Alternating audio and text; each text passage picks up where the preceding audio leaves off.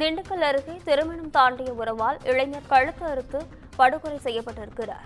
இதனை அண்மை செய்தியாக பார்த்து வருகிறோம். கோமதி என்ற பெண்ணுக்கு திருமணமாகி முருகன் என்ற கணவர் இருந்து வந்துள்ளார். இந்த நிலையில் கோமதி ஜோதிமணி என்பவருடன் திருமணம் தாண்டிய உறவில் இருந்து வந்துள்ளதாக கூறப்படுகிறது. இது குறித்தான முழுமையான விவரங்களுடன் செய்தியாளர் வசந்த் இணைப்பில் இருக்கிறார். வணக்கம் வசந்த், விவரங்களை பதிவு செய்யுங்க. வணக்கம் நிஷா. திண்டுக்கல் அருகே சின்னமநாயக்கன்பட்டி பகுதியைச் சேர்ந்த கணேஷ் என்பவர் தோட்டத்து வீட்டில் கிணற்றில் சுமார் 40 வயதுக்கு ஆண் உடல் கை கால் கட்டப்பட்டு வாய் துணியால் கட்டி படுகொலை செய்யப்பட்டு அழிய நிலையில் மிதந்தார். இது குறித்து தகவல் இருந்து சம்பவத்துக்கு சேர்ந்த தாடிக்கும்பு போலீசார் உடலை கைப்பற்றி திண்டுக்கல் அரசு மருத்துவமனைக்கு அனுப்பி வைத்து வழக்கு பதிவு செய்து விசாரணையை தொடங்கினர்.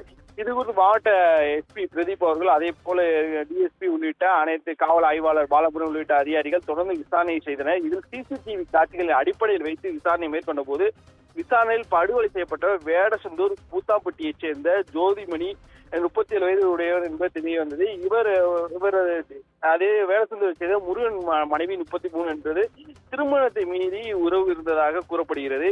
இந்த நிலையில் கோமதிக்கும் ஸ்டாலின் என்பவருடன் கள்ளத்துறவு ஏற்பட்டதாக ஜோதிமணி இடையூறாக இருந்தோம் கோமதி அவர் தந்தை நடராஜனிடம் சொன்னிருந்தார். இந்த நிலையில் அவருடைய தாய் நீலா மற்றும் ஸ்டாலின், ஆரோக்கியசாமி, குட்டி ஆகிய 4 பேரை வேடசன் வீட்டில் ஜோதிமணியை வர வைத்து அங்க இருக்கக்கூடிய உளுந்தங்கஞ்சிகள் 4 தூக்க மாத்திரை மற்றும் வரக்காப்பி தூக்க மாத்திரையை கொடுத்து கழுத்தை நிறுத்தி கொலை செய்துள்ளனர். மேலும் அவர் கை காலை கட்டப்பட்டு வாயை கட்டி உடலை திண்டுக்கல் அருகே இருக்கக்கூடிய சின்னமநாயக்கன்பட்டி கிணற்றில் வீசியதாக முதல்கட்ட விசாரணை தெரிய வந்தது. இதனைத் தொடர்ந்து தாடிக்கொம்பு போலீசார் தற்போது 6 பேரை கைது செய்து விசாரணை அணைய தொடங்கியுள்ளனர். இவர்கள் 2 பெண்கள் உட்பட 4 பேரை கைது செய்து விசாரணை தொடங்கியுள்ளனர். இந்த சம்பவம் பகுதியில் பெரும் பரபரப்பை ஏற்படுத்தியுள்ளது. நிஷா,